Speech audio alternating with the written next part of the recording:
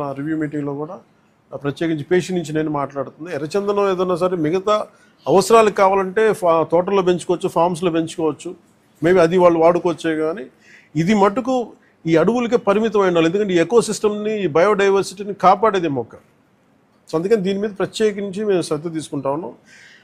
ఈ ప్రత్యేకించి ఈ మీడియా మీకు ఈ మీడియా సమావేశం నుంచి నేను చెప్పదలుచుకుంది ఏంటంటే, to all the red sanders smugglers, నలుగురిని కింగ్ పిన్స్ని ఐడెంటిఫై చేశారు. ఇట్స్ వాళ్ళని ఎలా పట్టుకోవాలి, ఏం తీసుకురావాలంటే దాని మీద చెప్పే కాదు కాబట్టి అవి టాస్క్ ఫోర్స్ కానీ state police and with help of forest department దాన్ని తీసుకెళ్తారు ముందుకి. కానీ రెడ్ శాండర్స్ ఇది వెంకటేశ్వర స్వామి గాయం నుంచి పుట్టిన చెట్టు.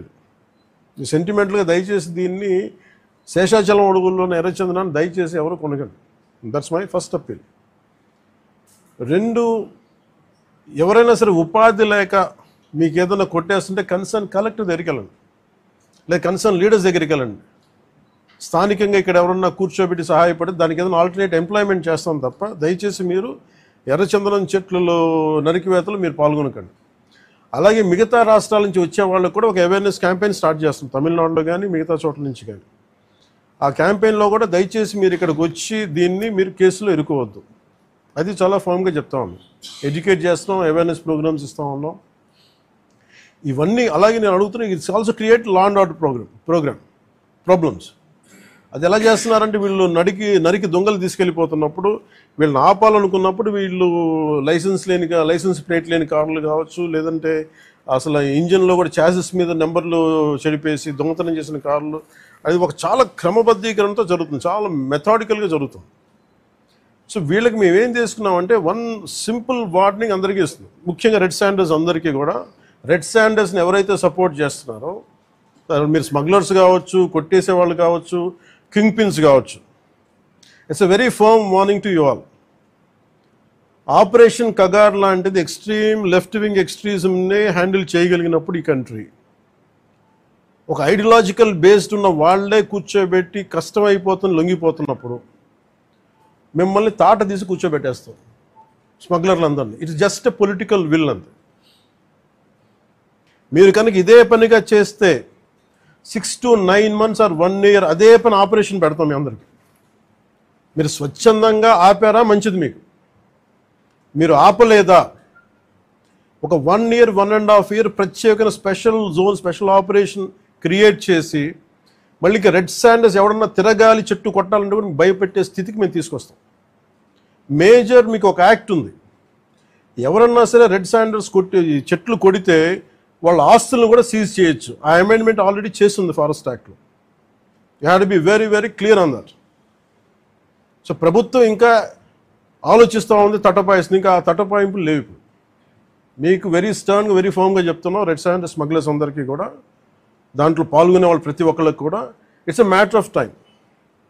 సో మీ అందరూ కూడా మర్యాదగా మీరు వెనక్కి వెళ్ళిపోయి వేరే పనులు చూసుకుంటారా లేదా ఇవే చేస్తారనేది చాయిస్ ఇస్ యువర్స్.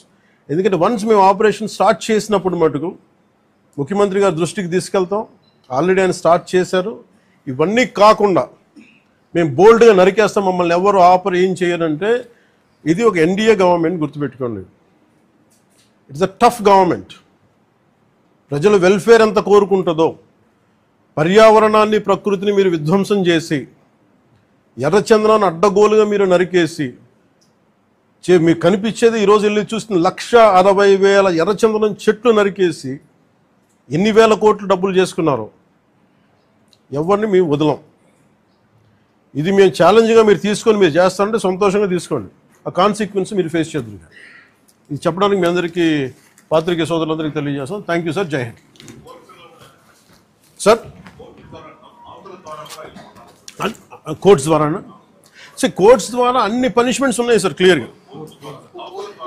నేను అనేది అంటే ఫస్ట్ ప్రైమరీగా ఏం చేయాలి sir, the biggest thing is, మన ఇంట్లో మన పెరట్లో నుంచి వెళ్ళిపోతున్నప్పుడు ముందు మన పెరట్ని, మన బార్డర్స్ని రక్షించుకోవాలి ఫస్ట్. వెళ్ళిపోయిన తర్వాత పోర్ట్లు వెళ్ళక ముందు మన కంట్రోల్లో ఉండగా మనం ఆపడం ఫస్ట్ ప్రయారిటీ కింద పెట్టాను. అదే మీరు అన్న మాట డిస్కషన్కి వచ్చింది. వేరే స్టేట్లతో మాట్లాడటం, నేను కర్ణాటక వెళ్ళి మాట్లాడగలను, తమిళనాడుతో వెళ్ళి మాట్లాడగలను, లేదంటే ఎస్పీ గారు మొన్న టాస్క్ ఫోర్స్ వాళ్ళు వెళ్ళి గుజరాత్ నుంచి పట్టుకొచ్చారు, సీజ్ చేసి ఢిల్లీ నుంచి సీజ్ చేశారు. ఇవన్నీ చేయొచ్చు, కానీ వాటన్నిటికంటే ముందు అసలు ఇక్కడి నుంచి ఒక మొక్క కూడా కొట్టకుండా ఉండి. ఎందుకంటే రాజస్థాన్లో వైష్ణవైట్స్ ఒక చెట్టు కొడితే దానికి ఒక యుద్ధాలు జరిగినాయి. సో అలాంటి నేను కోరుకున్న స్థానికంగా శేషాచలం అడవుల్ని మనకి వెంకటేశ్వర స్వామి భక్తులందరూ కూడా మీరు కాపాడుకోవాల్సిన అవసరం ఉంది. ఒక్క చెట్టును కూడా కొట్టకుండా చూసుకోవాలి. నిజంగా అది మీ భవిష్యత్తులో ఫర్నిచర్కి ఏదైనా కావాలనుకున్నప్పుడు చాలా చోట్ల ఫామ్స్లు పెరుగుతున్నాయి. దయచేసి మీరు దాన్ని పెంపొందించేలా చూసుకోండి తప్ప దయచేసి శేషాచలం అడవుల్లో ఉన్న ఎర్రచందనాన్ని దయచేసి ఎవరు కొనొద్దు, దయచేసి దాన్ని ఎంకరేజ్ చేయండి. Thank you sir. అన్నీ ఉన్నాయి sir, I will let you know.